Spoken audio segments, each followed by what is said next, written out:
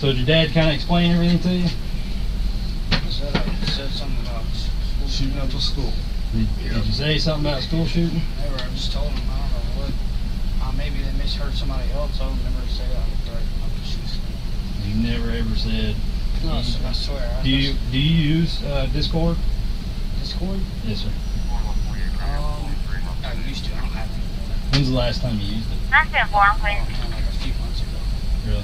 Was it at Traditions or was it here? No, it was at Traditions because in that Discord account that I had deleted it before you moved here. Yeah, because I think it got it had been password pulled or something. Like I had clicked on a link and somebody had. Have you heard anybody on Discord when you were using it say something like that? Do you remember? Like at that time? Yeah. I don't think so. I don't think I ever had anybody that. Never. And I mean, I'm not trying to get anybody hemmed up, but like this is some serious stuff. Yeah, I know. Oh, he knows how serious it is. Trust me. Because I'd hate to.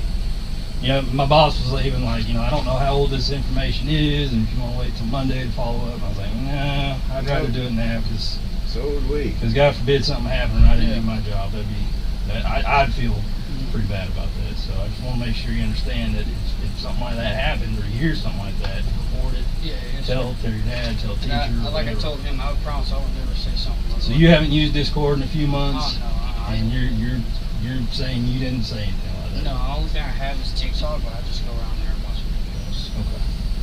The investigation continues into the Georgia high school shooting. We are learning more about the suspected shooter's family and his past. Our team is standing by with the very latest. Jeff Harris joining us with how to tell if a young person is merely troubled or a legitimate threat to their community.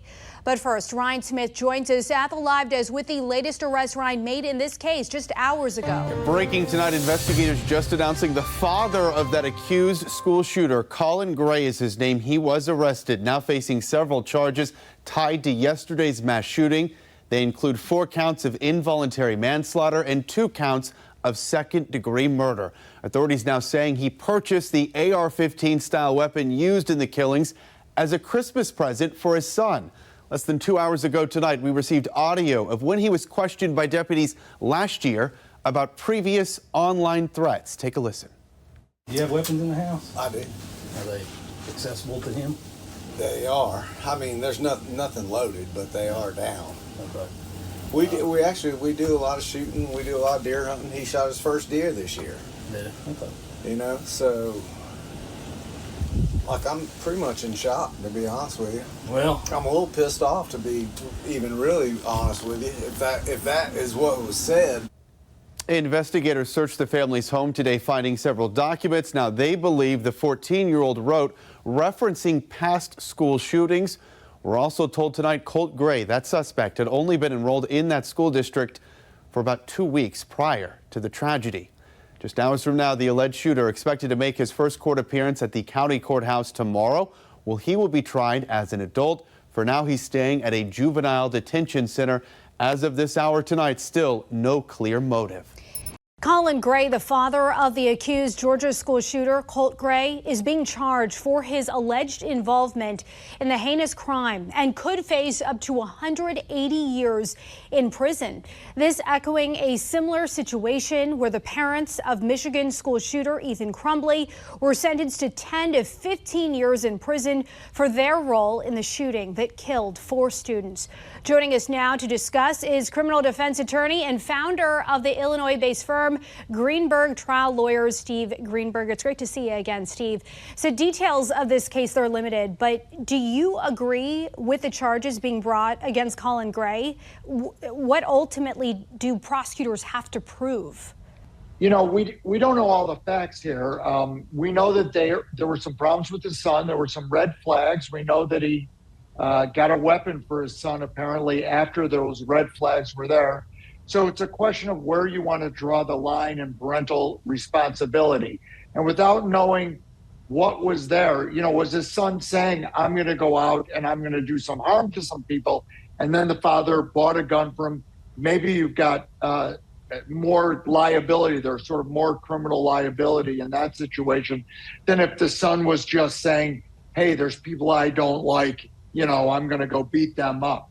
The problem I have with this is when you start criminalizing parenting, where are you going to stop? And then when you start criminalizing parenting, are you going to start criminalizing all of the decisions that people make? There are some similarities with a case in Michigan when the parents of a teen shooter were held partially to blame. You mentioned that responsibility aspect of this and the questions surrounding that. So do you think charging parents for their involvement in their child's crime will in any way act as a deterrent for acts of mass violence in schools? I don't think it's going to act as a deterrent because I think that it's such antisocial behavior that it's more of a mental health problem.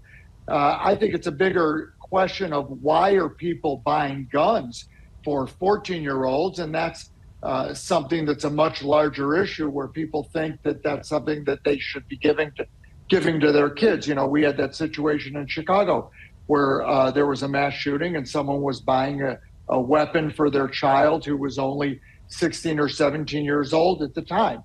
Why are people buying firearms for children that are that age? We don't let kids do a lot of other things at that age. Why do we feel that they can have weapons like this? So I think it's a bigger issue. Anytime you've got a mass shooting, it's not really something that you're going to be able to stop, because the reason people commit crimes like these are far more deep-seated than just a normal crime, than just a normal robbery. There are always bigger mental health and social issues. If you look at the people who commit these crimes. Mental health is certainly such a huge issue in this country and something that always comes up. Criminal defense attorney Steve Greenberg, thank you for joining us tonight on the National Desk. And tonight, the nation continues to grieve with a Georgia community shaken by a deadly school shooting. Ryan Smith is at the live desk with how the district, Ryan, is coping with the unspeakable tragedy. Yes, certainly a tough day they will never forget. There will be no Friday night lights at Appalachia High School in Winder, Georgia this week. Their football game now canceled as that community mourns the 4 lives taken during Wednesday's deadly shooting there. Steady stream of community members in Winder visiting what is now a solemn place, paying their respects throughout the day today to the 4 lives lost. 14-year-old Mason Schermerhorn, Christian Angelo, also just 14 years old, and the 2 teachers in that school, Christina Ermy, were told she was celebrating a recent birthday when she was shot and killed, and that assistant football coach Richard Aspinwall. Now, surviving students sharing stories of bravery today. Coach Aspinwall on the ground, shot by the classroom doorway, we are told. He tried to actually crawl back to his students in what they are calling a final effort to protect them. And tonight we're learning about the 2 school resource officers on campus who helped take down the accused shooter and take him into custody. They are Tanner Good and Brandon King. You see their pictures on your screen here. Both officers there have extensive backgrounds in school threat training. They have nearly 2,000 hours of law enforcement training combined, county and state law enforcement praising their swift actions on that high school campus.